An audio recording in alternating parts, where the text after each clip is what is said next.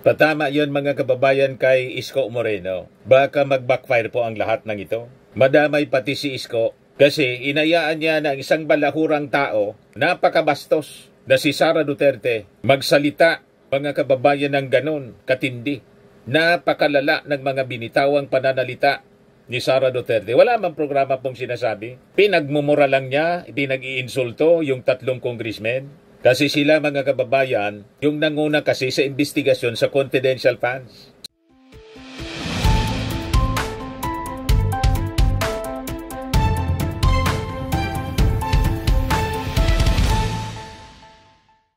Oh, 40 days na lang yata mga kababayan, eleksyon na.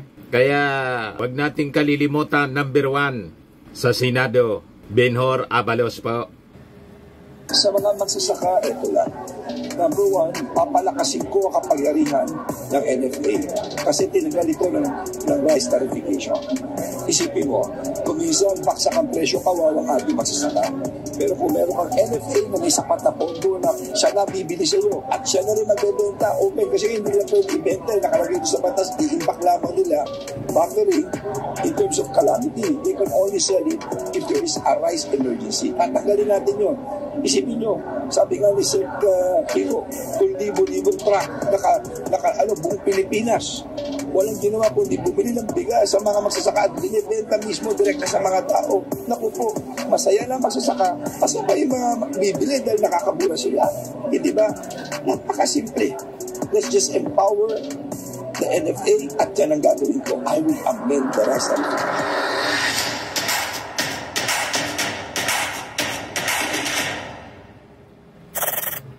Sa latest survey, mga kababayan, si Abalos, medyo nag-improve yung ratings niya. Pumasok sa 11 to 19. Diba? Kaya post natin ang post, mga kababayan, kasi siya naman talaga yung pinaka-qualified. At napakalawak ng kanyang experience bilang isang public servant. Andito po ang Liga ng mga Barangay para sumuporta sa inyo. Nandito na po kami sa likod ninyo, Senator Benhur Abalos. Ang kuryente natin ay pangalawa sa pinakamahal sa buong Asia. 20 years ago, tinigyan ko ito. Kung ako'y congressman, pumutol ako rito sa pagwis. The most overtaxed in the whole world ay ang kuryente natin. Yan ang una ko'y pampay para bumaba ang kuryente, tumami negosyo, tumami trabaho, at gumaang ang buhay ng bawat Pilipino.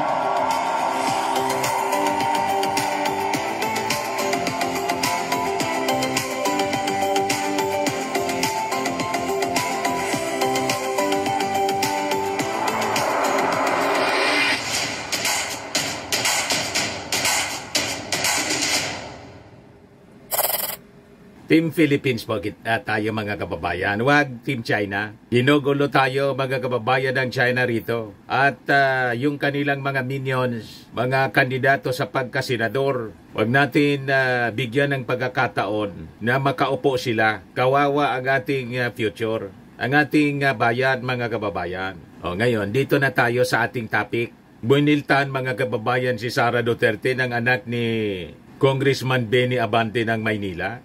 Matindi yung mga binitawang pananalita mga kababayan. Pero yung mga salita na binitawan ng anak ni Congressman Benny Abante, walang pagmumura po. Kasi binalahura po mga kababayan ni Sara Duterte. Ang masaklap, inayaan ni Isko Moreno. Tingin ko baka mag-backfire ito kay Isko Moreno. Inayaan niya na ang isang tulad ni Sara Duterte makapagsalita sa entablado. Naniyurakan mismo, hindi lang yung mga kaaway na congressman ni Sara dahil sa pag-imbestiga sa kanya sa confidential funds, kundi mismo ng mga Manilenyo. You just imagine, mga kababayan, pumunta pa sa Maynila si Sara. Talagang sabi nga, parang nakakalalaki. Para insultuhin lang yung kanilang mga representatives, mga elected officials ng Manila. Si Congressman Valeriano, Congressman Joel Chua, saka si Congressman Benny Abante. At may mga pagbabanta pa mga kababayan. Saksakan daw ng apple yung bibig, yung lalamunan ni Joel Chua hanggang mabilaukan at mamatay. Imagine that. At doon sa distrito ni Congressman Abante, pinagmumura ni Sara po si Congressman Abante. Kaya rumisbak mga kababayan yung anak na abogado rin. Abogada, babae kasi po. Ayan po. Sabi dito sa balita, Attorney Princess Abante tahasang sinupalpal si VP Sara Duterte sa anyay pambabastos kay Congressman Benny Abante. Matapang na lumaban si Attorney Princess Abante matapos umanong bastusin ng Vice Presidente ng Pilipinas na si Sara Duterte ang kanyang ama, si Congressman Benny Abante ng 6th District ng Maynila, sa isang pampublikong pagtitipon na ginanap noong isang gabi sa lungsod. Sa harap ng mga mamamayan at lokal na opisyal, hindi pinalampas ni Attorney Abante ang tila pangungutya ni VP Duterte sa kanyang ama. Sabi ni Attorney Princess Abante, tatayo ka dito sa aming distrito, tatayo ka dito sa aming lungsod, wala ka namang naambag sa buhay ng aming mga kadistrito. Ang matapang na payag ay tila tugon sa mga patutsada ni VP Sara Duterte laban kay Kung Abante na ayon sa ilang dumalo ay may halong pang-aalipusta sa mahabang serbisyo ng kongresista sa lungsod ng Maynila. Hindi natapos doon ang banat ni Attorney Princess. Nag-iwan din siya ng matalim na mensahe kay dating Manila Mayor Isko Moreno Dumagoso na pinasaringan niya dahil sa pagpayag na tumayo sa kanilang entablado si Duterte. Sabi po ni Attorney Princess Abante, tama lang na hindi ka naging presidente ng Pilipinas. Yan po mga kababayan ang matatalim na pahayag ni Attorney Princess Abante. Ay hindi kayang takpan ng inyong paninira ang kakulangan nyo sa serbisyo dito sa ating distrito. Hindi pa sila doon natigil. Naghanap pa ng dayo. Kala mo liga? May hugot?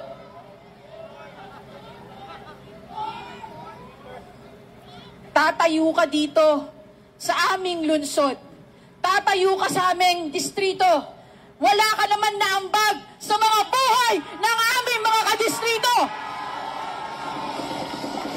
Para bastusin, para siraan ang aming congressman naglilingkod ng tapat at totoo na walang pinipiling panahon. At para sa mga tao na hinayaan sa kanilang entablado tumayo ang isang bastos at walang respeto, tama lang na hindi ka naging presidente ng Pilipinas.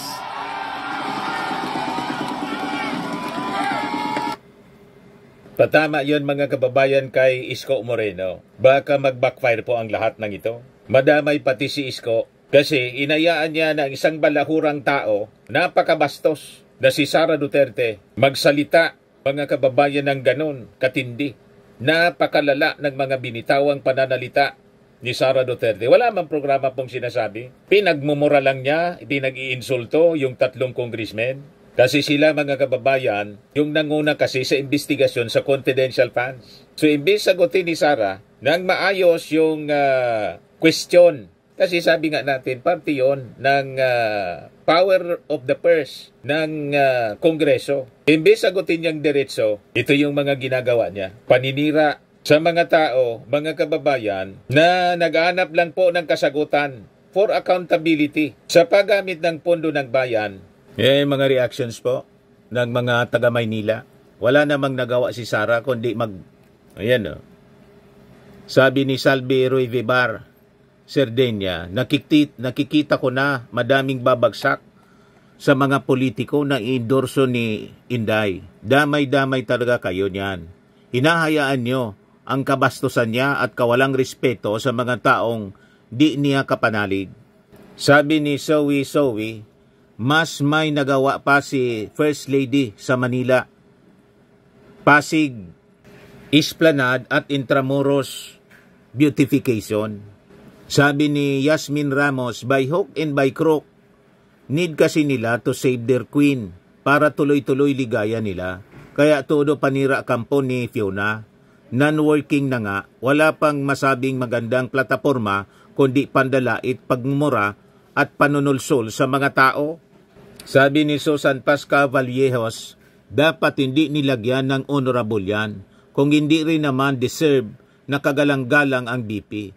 Mas malala pa sa legit, walang limit na kabangagan, bottomless ang kabastusan at kayabangan. Yan, sabi ni Sara, walang mawawala sa akin kung dalin ko ang away na ito dito sa kanal. Parang kanal po yung bibig ni Sara Duterte. Kaya iya mga kababayan sa kanyang opisina bilang Vice Presidente. Kaya dapat talaga na ma-convict si Sara. Na-impeach na siya ng Congress, dapat po talaga ma-convict si Sara para perpetual disqualification po. Hindi siya bagay na humawak ng anumang public office po. Napakabalahura mga kababayan. Ayaw ko na nga po na i-replay pa yung kanyang mga speeches. Baka malason pa yung isipan ng ating mga mamamayan, lalo na ng mga kabataan. Magaya pa yung masama niyang bibig. Ito naman po yung bago naming product na binibenta online. iGlow Serum, whitening po siya. Tingnan ninyo yung epekto sa aking anak na architect before and now. Yung mga inquiries po ninyo, dumiretso na lang kayo sa kanyang Facebook account, Riz Maravillas.